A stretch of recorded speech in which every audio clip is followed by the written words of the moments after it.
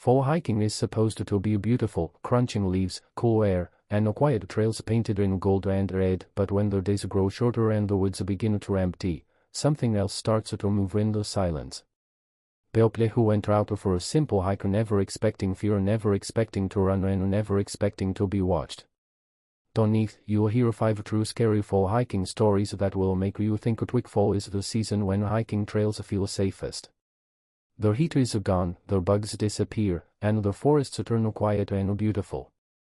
That's why Mark never thought twice before going on a solo hike one October afternoon. Mark was 29 and experienced. He had hiked dozens of trails before, always prepared, always careful. This trail was nothing extreme, just a popular fall route through a dense forest known for its colorful leaves and scenic overlooks. He parked his car at the trailhead around 3 p.m., expecting to be back before sunset. At first, everything felt perfect. The air was cool, the ground covered in orange and red leaves, and the forest was unusually quiet. No ing. No birds. Used the soft crunch of leaves under his boots.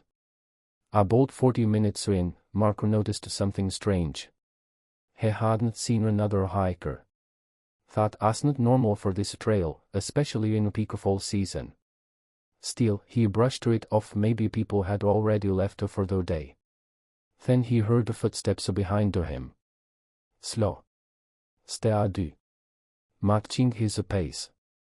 Mark stopped and turned around, expecting to see another hiker. The trail behind him was empty.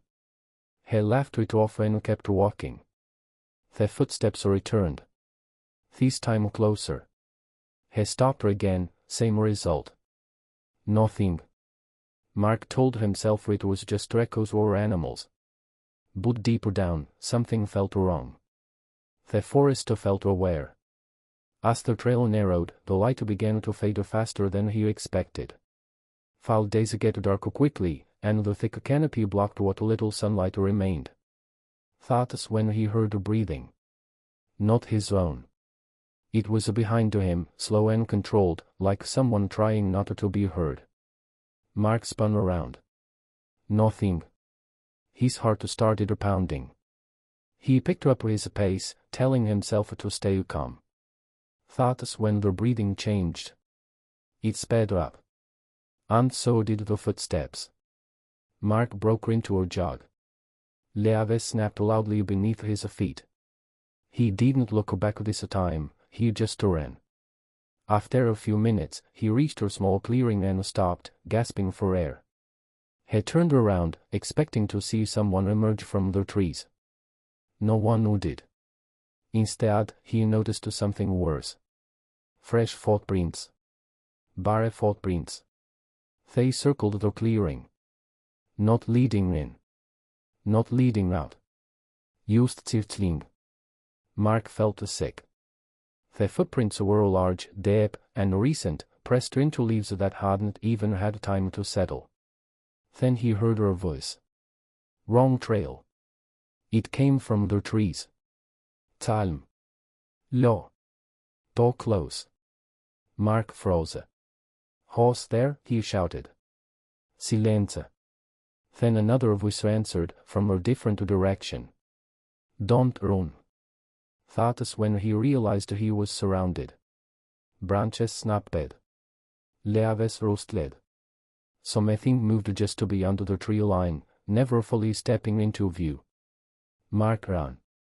He didn't follow the trail anymore. He just ran downhill, crashing through brush, tearing his jacket, ignoring the pain. Behind him, he heard a movement, fast, coordinated, circling him like a prey. He tripped and fell hard, knocking the wind out of himself. When he looked up, he saw a figure standing between the trees. Tall. Total. Its face was hidden by shadow, but its body was long arms, narrow shoulders, standing unnaturally still. Then it stepped back into the trees. Everything went silent. No footsteps. No breathing. Nothing. Mark scrambled to his feet and ran until he saw the trail again. He followed it blindly, tears in his eyes, lungs burning. When he reached the trailhead, the parking lot was empty except for his car. It was dark. His phone showed 7:46 p.m. 4 hours had passed.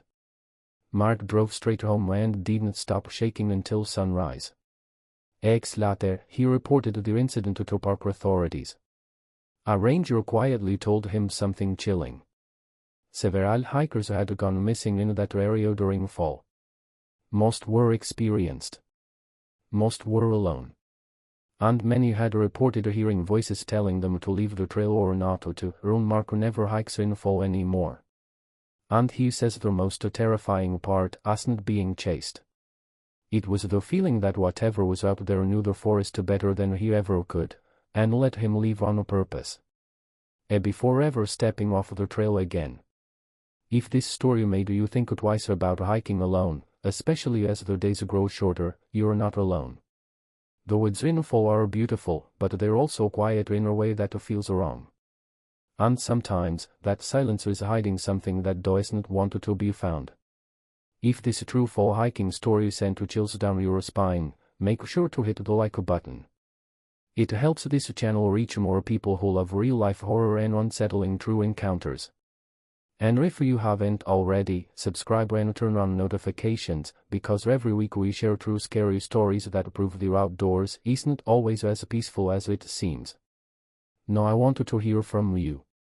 Have you ever been on a hike where something felt off? Strange sounds, unexplained footsteps, or the feeling of being watched? Drop your experience in the comments below. Your story could be featured in an upcoming video. Until next time, stay safe, stay aware, and remember, sometimes the trail isn't the most dangerous part of the forest.